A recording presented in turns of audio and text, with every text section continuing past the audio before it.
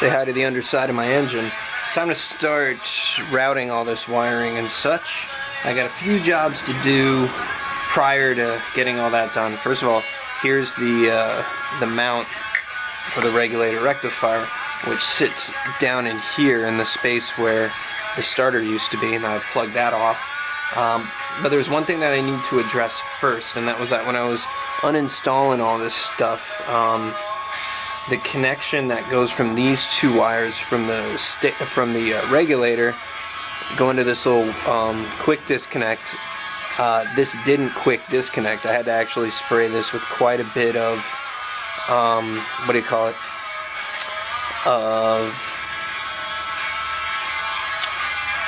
lubricant, just to get this thing off. So what I need to do is I need to do a little surgery on this thing so I can put these two wires back in there and make sure that they're super duper solid in there, because if these two guys wiggle loose, I'm gonna have all sorts of issues that I really don't want to have. So that's the first thing that has to be done. Then I can mount this back in here, route all the wires, and basically go from there. And it looks like all my wiring's holding up well. None of my connections look like they're loose. All of my heat shrink wrapping is still holding up well.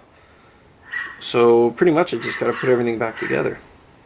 But I need to figure out how the hell to do a little surgery on this thing first, so that's number one.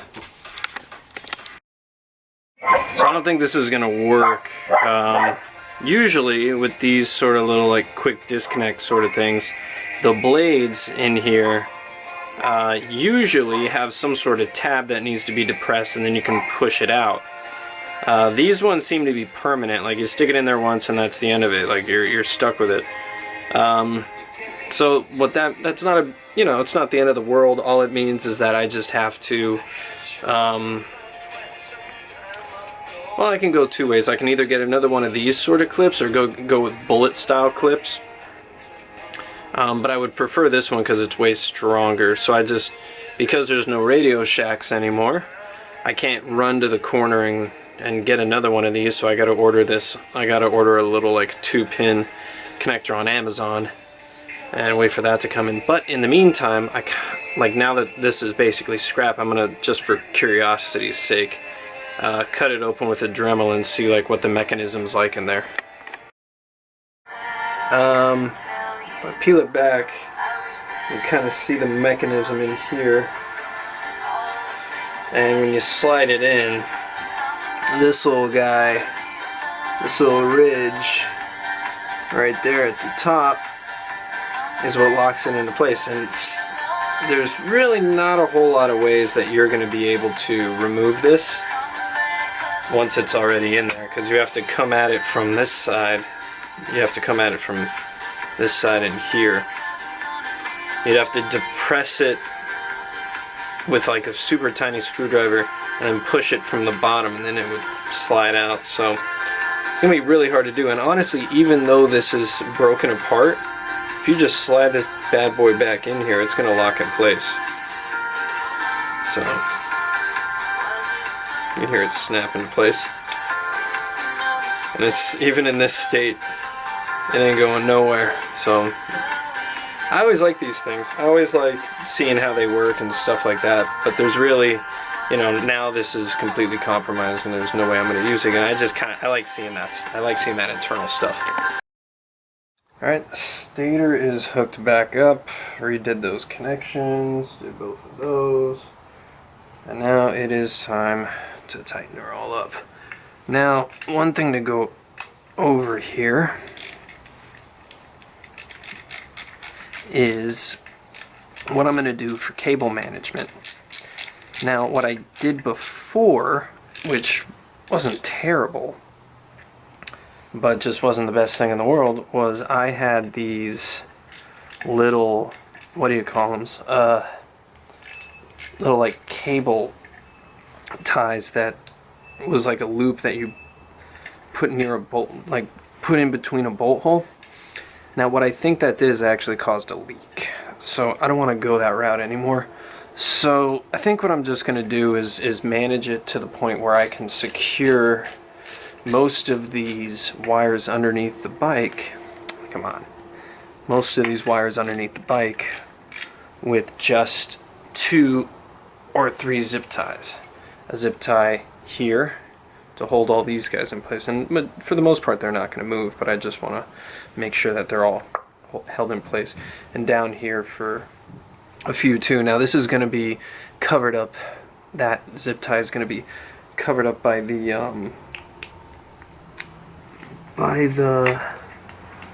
what do you call it, by the mid mount, so you're never going to see it anyways. And I don't like zip ties. I think they're ugly and lazy, but I mean, if you can use them without anyone being the wiser, why the hell not? Now this, oh, great. I really needed to repaint this block. Oh well. Whatever, right? Built to be ridden, etc., whatever. So for now, I think I'm done under here. I think everything that needs to be done is done.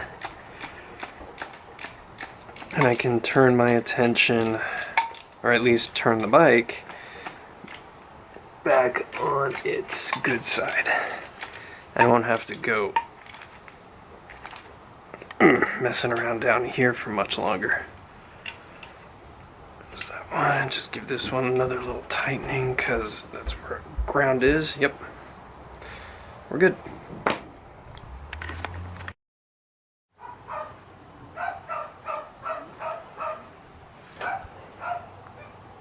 God damn, Noodle. You're pissed. Let's get this thing back up in the air. I had a hard time with this yesterday. I'm sure this will be any easier. Yeah, it's still tough, but I got it.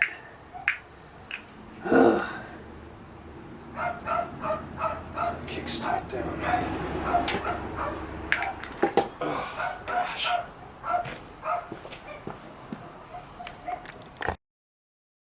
So a bit of good luck having to do with the rear axle. I don't need a new one. I was able to get a replacement axle from what appeared to be a 73 version. Here's the 81. You can tell because it's got the big end on it. And I was going to send this one off to be shortened, but I stuck the eBay one in here, just basically just to hold the wheel in place so I could continue to do what I'm doing. And the length is good. So it really is just early axles. The TX I didn't have any luck with. It has to be, or unless the guy with the TX sold me the wrong one, it has to be an early model on these hardcore hardtails. It has to be. So if your axle's sticking out like mine was, get a different one. Get an early 70s one, like pre-74, and you'll be good. So now I can actually mount these wheels up for good. Space them out, do all the shit I need to do there. So I think I might do that now.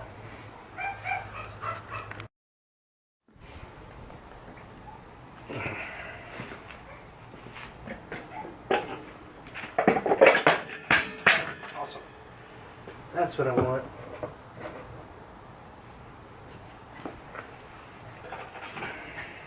Look what's happening.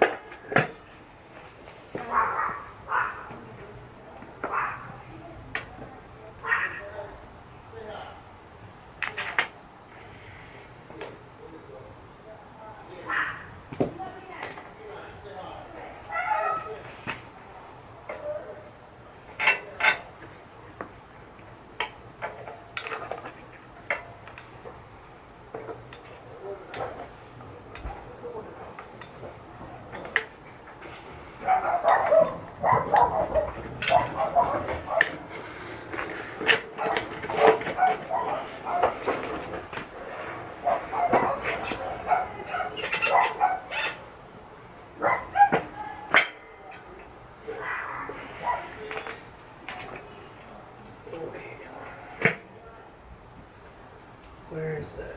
Okay, here it is. Ugh.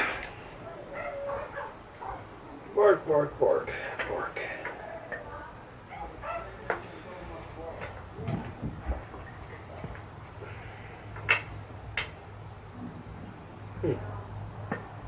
May not need that spacer now. Let's try it without.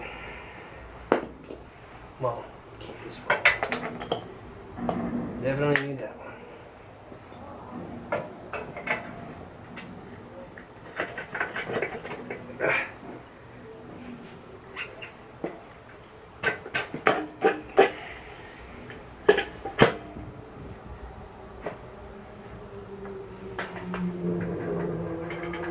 Better.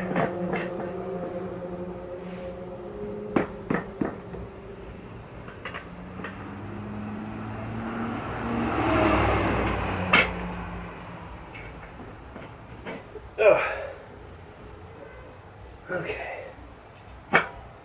It's all the way through.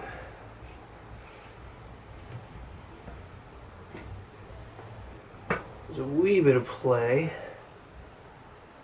And I think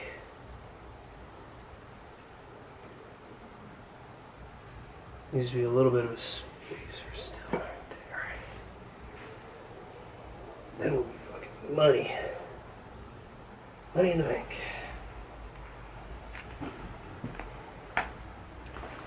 So I did make up a few spacers when I was trying to get this done the first time.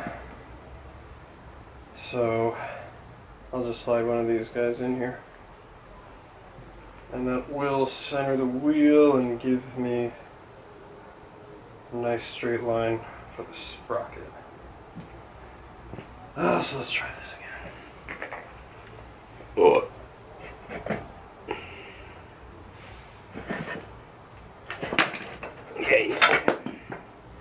Yeah, drop everything. Why make it easy?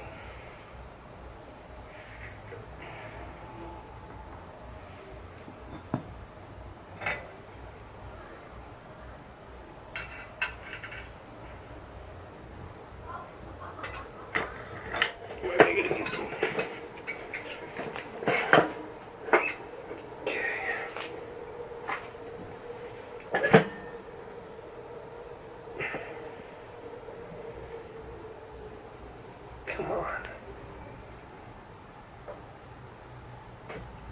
Okay.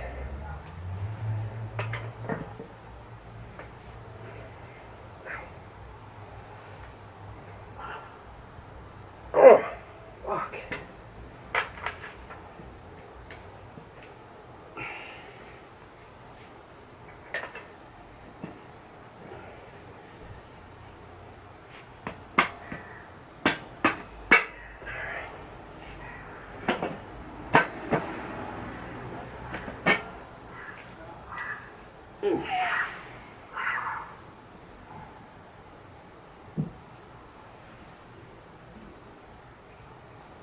Now we're good. Alright. Cool. Rear is on.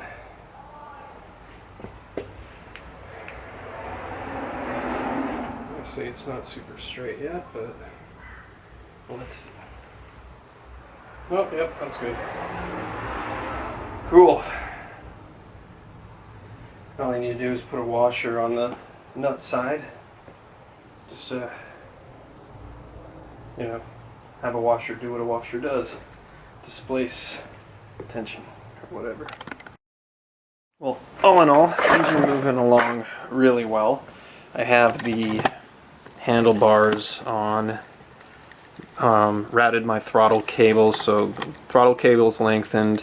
I have a brake line that's going to go from there to there. I need to get a longer one because I want to get rid of the junction where the headlight is, just because the bracket that I made kind of stops me from using that junction, and you know, one line is much cleaner. I'll go with that.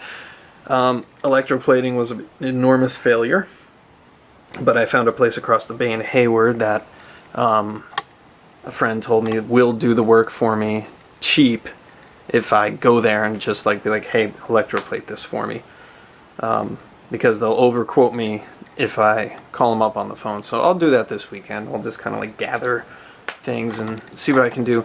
But there is a issue here that is a bit of a head scratcher, and of all the stuff that I have to do,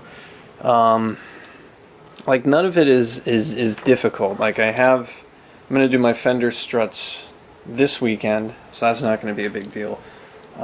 There's really nothing else other than just buttoning it back up that I really need to worry about. But the one thing is the exhaust, which I want ideally to be a 2-in-1 that comes around from here, goes down underneath the brake pivot here, and collects into from 2-in-1 probably like right here, and then have an exhaust go all the way up here, and then a muffler basically come up and like stick right up there like a trumpet exhaust. That's what I want. I want something like that. But or you know what, I think now that I look at it, I might just do a straight. Anyway, that's a different video. So my issue is this. My current line that I use for my rear brake goes right where the exhaust would. And that's a big problem, because essentially like my exhaust will be right on top of this. And that's no good. So I need to reroute this line. Which is marginally difficult, but not impossible. I did it before, making this weird angled thing. But here's what I'm thinking. I'm thinking I make a 90-degree bend right here and bring it out to like in the middle of the engine right about here. And this is going to be in the way of nothing. You know, the chain tensioner's over there, so like this is an open space where I can run a line in. So bring it over here, have it come in around like real close to the frame here so that it doesn't hit the tire, and then just kind of bring it under the brake stay, and then kind of bring it back to the point where it's at, right over here. That way it goes in and not out, and all of this space on the outside of the frame can be used for the exhaust. And that's going to take a hell of a lot of trial and error to do, but you know, that's the exhaust that I want. I want a 2-in-1, and I want it to come in the right side of the engine, so this has to be moved. That's not really that big a deal, it's just an enormous pain in the butt. So I guess I'll get started on that. I think we're on to something. There's the, and of course you can't see this at all, but I made 2 90-degree bends, and now this comes down. I'll show you here. 2 90-degree bends down there, and now it comes down here underneath, and we'll hit the brake pivot back there. The issue is that now this thing is too short. So now I need to make another one of these, and this threaded end too. But this isn't that hard. I just need to go to Home Depot and just get another gauge of this steel, and I'll be fine.